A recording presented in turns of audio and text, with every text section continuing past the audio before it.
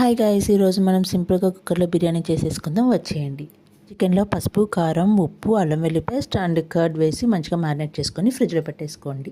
And mixie jar తీసుకొని onion, tomato and green chilli, పుదీనా and కొత్తిమీర వేసుకొని మంచిగా గ్రైండ్ చేసుకొని పక్కన పెట్టేసుకోండి. కుక్కర్లో ఆయిల్ అండ్ గీ వేసుకొని అవి హీట్ అయిన తర్వాత మసాలా దినుసులన్నీ యాడ్ చేసుకోవాలి. అవి కొంచెం రోస్ట్ అయిన తర్వాత మనం మ్యారినేట్ చేసి పెట్టుకున్న చికెన్ కూడా యాడ్ చేసుకొని మంచిగా మిక్స్ చేసుకోండి.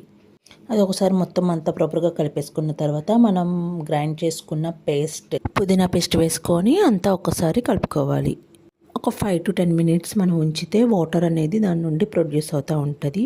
ఆల్మోస్ట్ 60 to 70% చికెన్ అనేది కుక్ అయిపోయింది. ఆ తర్వాత మనం రైస్ యాడ్ చేసుకోవాలి. రైస్ యాడ్ చేసుకున్న తర్వాత వాటర్ కూడా యాడ్ చేసుకోవాలి. 1 glass రైస్కి 1 glass వాటర్ యాడ్ చేసుకొని కుక్కర్ మూత క్లోజ్ చేసుకొని జస్ట్ 2 whistles మనకు వచ్చేలా పెట్టుకుంటే మన బిర్యానీ రెడీ అయిపోయినట్టు.